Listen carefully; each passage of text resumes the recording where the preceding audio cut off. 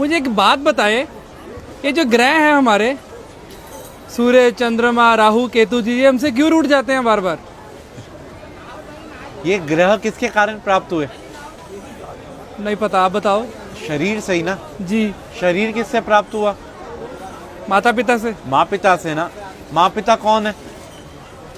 पिता सूर्य, माँ चंद्रमा। अच्छा। सारे ग्रहों की जो शक्ति है वो कहाँ से प्राप्त होती है? सूर्य से, जी चंद्रमा से। जी।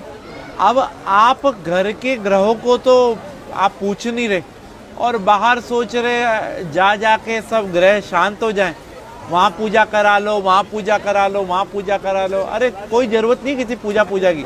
अगर आप अपने माँ पिता को प्रणाम करते हैं ना और उनकी सेवा करते हैं तो आपको किसी भी पूजा की जरूरत नहीं है। मतलब जो बाहर दान पुण्य करता है, किसी गरीब को, किसी नीडी को खिला रहा है, और घर में माता पिता को नहीं पूछ रहा, तो कोई फायदा नहीं दान पुण्य का भी। क्या फायदा ये तो बताओ।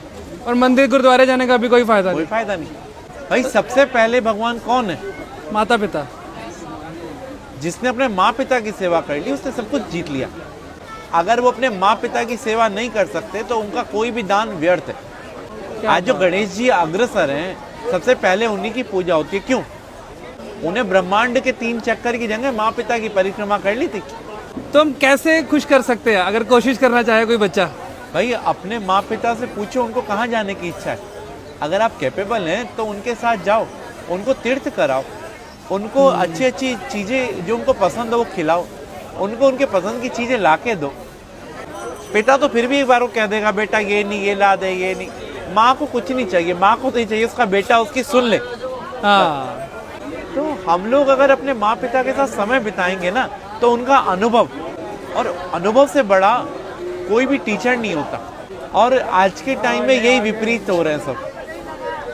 सास ससुर को और बहू को प्यार करते हैं, बेचारी माँ जिसने जन्म दिया उसे जयराम जी की कर देते हैं। जिसके कारण सास ससुर और बीवी मिली है, सब मिले, उसको हम भूल रहे हैं। उसको हम भूल रहे हैं। तो यही हमारे असली कर्म है, बस बाकी सब ढोंग है। हमारा तो कर्म ही सिर्फ अपने माँ पिता की सेवा है, अपने माँ पिता और गुरु। प्रातः काल उठकर रघुराई, माँ पितु गुरु चरण नवाई। भगवान राम भी सुबह उठते ही सबसे पहला काम यही करते थे। माँ पिता की ही सेवा हर एक मनुष्य ने करी और वो भगवान बना। अरे वाह। और फिर उसको कोई ना तो ग्रह तंग करेंगे और ना ही कोई पितृदोष होगा, और उसके पूर्वज भी खुश, सब कुछ खुश। तो राहु केतु फिर तभी आकर परेशान करते हैं। भाई राहु केतु कौन है?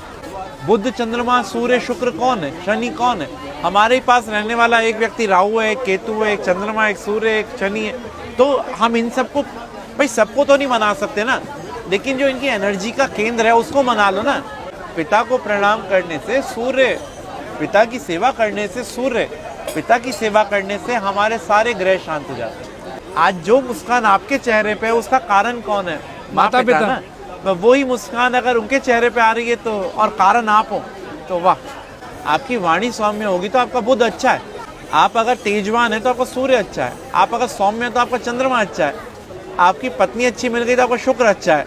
अगर 5-7 गर्लफ्रेंड मिल गई तो और अच्छा है, है? शादी से पहले बाद में नहीं, फिर बुरा है। क्या बात है पंडित जी, आप जिस प्यार से और जिस इतनी आसानी के साथ समझा देते हैं ना, मतलब जो आज के भटके हुए समाज में आप जिस सही डायरेक्शन में डाल रहे हैं ना, मन खुश हो जाता है यहाँ पर आके।